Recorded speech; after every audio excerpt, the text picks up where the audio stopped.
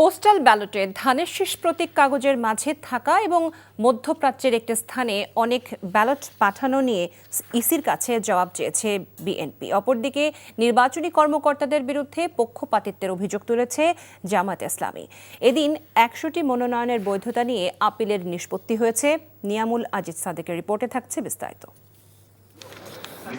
সকাল থেকে জামায়াত বিএনপি সহ ৪৬টি মনোনয়নের বৈধতা দেয় নির্বাচন কমিশন। বিপরীতে ২৬টি নামঞ্জুর করে এবং ১৭টি অপেক্ষমান রাখা হয়। চট্টগ্রাম ও কুড়িগ্রামের দ্বৈত নাগরিকত্ব ও মনোনয়ন গ্রহণের বিরুদ্ধে জামায়াত ও বিএনপির প্রার্থীর করা আবেদন নামঞ্জুর করে ইসি।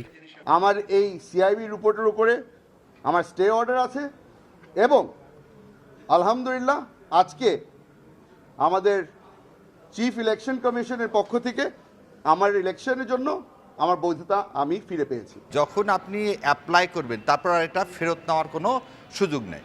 সেই জন্য ওনারা প্লিজড হয়ে বলছেন আপনারা একটা এফিডেভিট দিয়ে দেন, দিয়ে খালি একটুকুন লিখে দেন যে আমরা আর কখনোই এটা প্রত্যাহার করব না।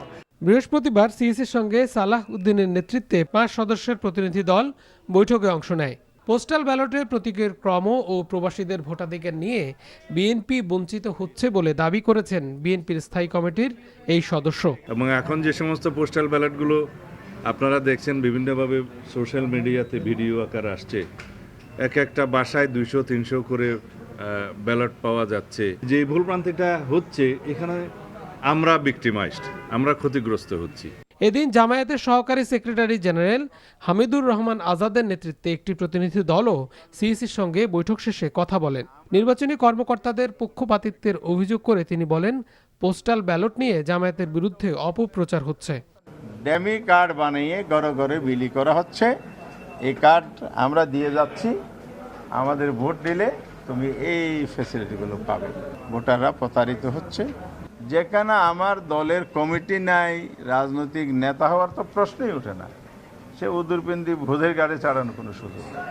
আগামী ১৮ জানুয়ারি পর্যন্ত ৬৪৫টি আবেদনের পক্ষে বিপক্ষে শুনানি শেষে বৈধ প্রার্থীদের তালিকা প্রকাশ করবে নির্বাচন commission. Niamul Aziz Sadek, NTV news, Dhaka.